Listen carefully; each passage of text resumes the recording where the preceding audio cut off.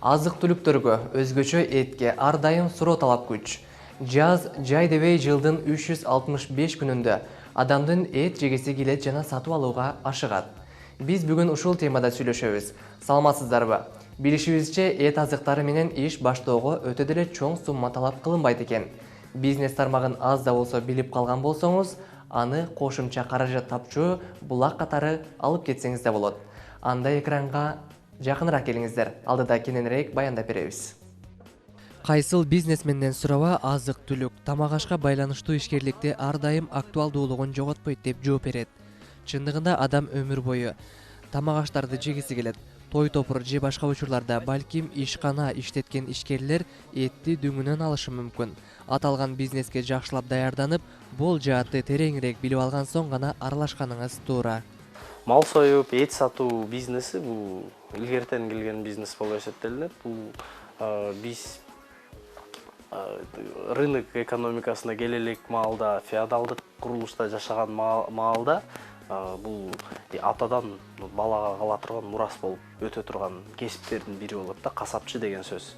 Анан азыркы убакта бул жаңы баштоо бизнес баштоодогу жаңы бир өнөр десе болот, бир жаңы акча табуунун жолу болуп да эсептелинет да. Биринчи иретте негизги жанагы малды, бодо малды же болбосо койду,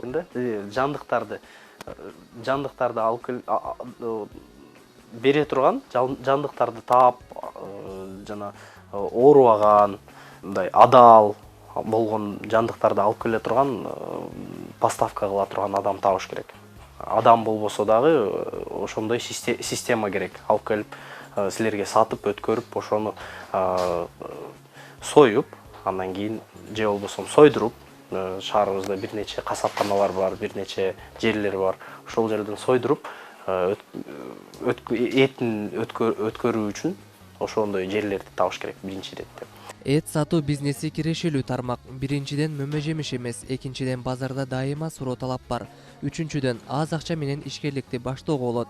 Ошондой эле кандайдыр бир компанияны түптөбөй туруп эле үй шартында ишкер боло алабы? Касапкананы жалаң касапчылар ачабы же касапчы болбогондор дагы ачып, дүкөнгө касапчы иштетсе болобу деп баш катырышыңыз турган кеп. Эми мунун эки жолу бар. Өздөрү союп сатса деле болот.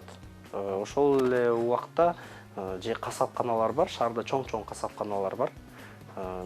Мисалы бирөөнү айтсак, акционердик коом Келечек деп аталат. Илгерки СССР маалындагы мясо консервный заводдун негизинде түптөлгөн. Булар азыр дүйнөлүк ХАСП стандартына умтулуп жатышат. Ошол жерге барып сойдурса болот. Аларга малды же болбосо койду алып барып бересиздер, алар сиздерге даяр эт кылып чыгарып беришет. Ошентип сойдурса болот. Бул биринчи жолу. Экинчи жолу өздөрү касапканалар эмес, ошол эт сатуу точкасы өздөрү деле сойсо болот. Бул бирок үйдө сойгон болуп калат да. Мындай союуда мамлекеттик тараптан, санитардык органдар тарабынан уруксат алуу кыйыныраак болуп калат. Анан эгерде лицензия алып, уруксат алып, үйдө сойгонго мүмкүнчүлүгү болсо, үйдө союу бул арзаныраакка түшөт негизи. Сатууга чыккан, бирок көбүнчө биринчи жолун колдонууга сунушталат да. Бизнести өркүндөткөн сиздин аракетиңиз, продукцияңыз же болбосо каражатыңыз эле эмес. Алар албетте кардарлар. Негизинен көпчүлүк ишкерлер өнөктөштөрдү жарнама тактайжаларына өзүнө жарыялоо менен табышат экен. Сиз убара тартпай тааныштар аркылуу сатууңузду жүргүзсөңүз болот. Андан сырткары соода түйүндөрү, супермаркет жана дүкөндөр менен кызматташуу ыңгайлуу. Албетте бул жерде ири же кичи ишкана ачарыңызды өзүңүз чечесиз. Бир касапкана, бир жер болуш керек, жакшы, эл келе турган. Мисалы, шаардын ортосунда болобу же шаардын четинде болобу же бир адам көп жашоочу райондордо болобу ошол жерден бир жерди таап, ал жерди холодильниктер менен жанагы санитардык нормалар менен жабдып туруп, кийин сатууну баштай берсе болот. Ар бир бизнес сезонду эт азыктарына деле кыска мөөнөт болсо да мындай кырдаал кездешет. Сезон аяктап, кардарларым азайды деп түйшөлбөңүз. Иш токтоп калбоо үчүн өндүргөн товарлардын түрүн көбөйтүңүз. Мисалы, мал, койдон сырткары дагы башка жандыктардын эттерин да кошорсуз. Андан сырткары сатып алган мал жандыктарын, семизин сатып алганыңыз оң. Балким сатып алып, үй шартында жемдеп багарсыз. Андан сырткары кардарлардан сурап келген эт азыктары кайсылар болушу мүмкүн? Аларды да эске алып коюңуз. Мал етінде көп талап. Мал етін майсыз да. Қой етін талап аз да. Мал етін дейді адамдар көбінше. Кардарларды кантип тартасыздар? Кантип? Қардар товарыңа жараша келе береді, жақсы болса келе береді, алып кете береді. Адам бары ес толып қалған товардың жақсысын алып жейді, жаманын жебейді. Негиз эле эт сатып алууда келген кардарлар ар кандай суроо талаптарды коюшат. Кардарларды жакшы тейлөөнү дагы колго алыңыз. Өзүнүн тандоосуна жараша эт азыктарын тарттырып алган учурлар кездешет. Ошондуктан келген кардарлардын көңүлүндөгүдөй тейлеп, этти кесип тартып бериңиз.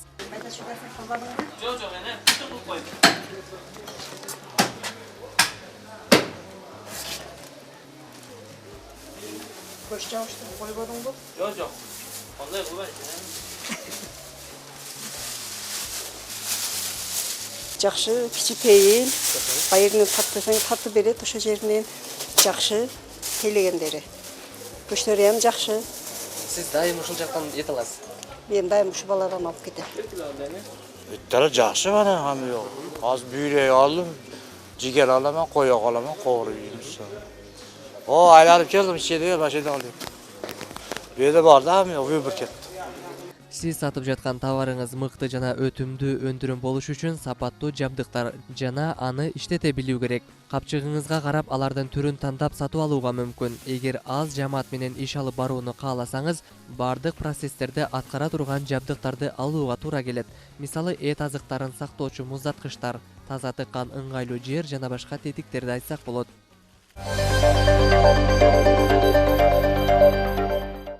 Эт азыктарын дүйнө эли жейт. Жада калса акыркы учурларда эт тармагы абдан өнүгүп, сыртка экспорттоодо жакшы жанданып келе жатат.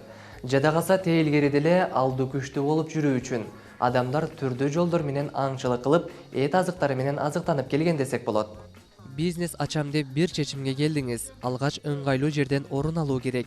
Көйгөй жаралбаш үчүн эт сактоочу жериңизде тазалык, анан температура бир калыпта туруусу эт азыктарын сактоого жакшы өбөлгө. Убактыңыз жолго эле кетип калбаш үчүн керектелүүчү мал жандыктарын болушунча жакын аймактардан алып келүүгө аракет кылыңыз. Мал семиртип, аны эт кылып сатуу чоң бизнес. Азыркы учурда адамдар жумуш издеп чет өлкөлөргө агылган, өзгөчө жаштар качып калышты. Ошол эле учурда башка жактан каражанды карчы уруп иштеп тапкан акчаны айылда жатып эле таап койсо боло турганын билгендер да бир топ эле. Мына ушундай пикирди карманып, эт сатуу менен алектенгендер да бар. Бул жерде иштегенибизге 2014-төн бери иштейм. Келип, ушул жердеги шакирт үйрөнгөнбүз ушундай. Этти бузушту. Бир жылдай бирөөнүн колунда шакирт болгонбуз. Анан өз алдыбызча ачкан 2015-тен бери 4 жыл болуп калды өз алдыбызча. Ошо базардан алып келебиз малды. Убойнуга сойдурабыз. Алып келип мынтип бузуп алып сатабыз. Ошо саркы саат 8-ден кечки саат 7-ге чейин иш болот.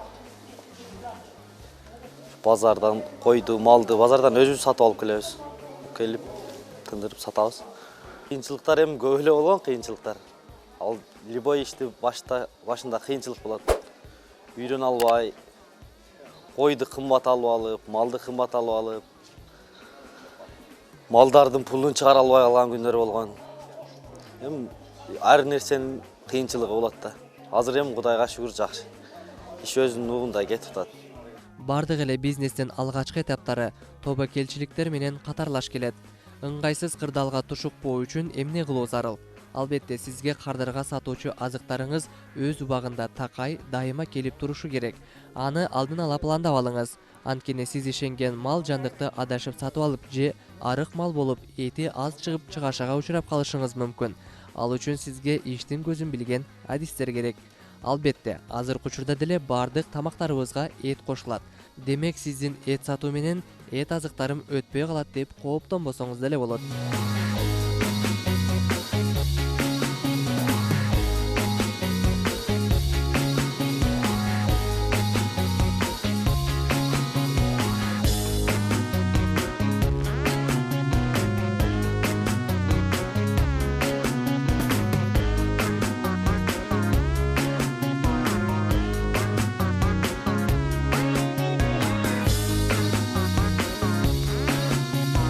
Сиз өндүргөн товар саттыкка даяр болуп калды дейле. Кардарлардын көңүлүн продукциянын сырткы көрүнүшүдө бурарын унутпаңыз. Гигиеналык нормага жооп берген жана өзүңүздү жарнамалаган такталарды жасоо ылайыктуу. Сиз кызматташуучу адамдар экологиялык коопсуздугу мыкты экендигин билүү абдан маанилүү. Ошондуктан стандартка ылайыктаңыз. Буга чейинки эфирлерде кайсыл бизнестин түрүн алып чыксак, аны нөлдөн түптөөгө жардам берген эсеп китеп түрмөгүбүздү сунушташ элек. Так болбосо да болжолдуу сандарды келтирип берүүгө аракет кылабыз. Бул чыгарылышыбызда эт азыктарын сатуудагы кетчү каражаттарды эсептеп көрөлү.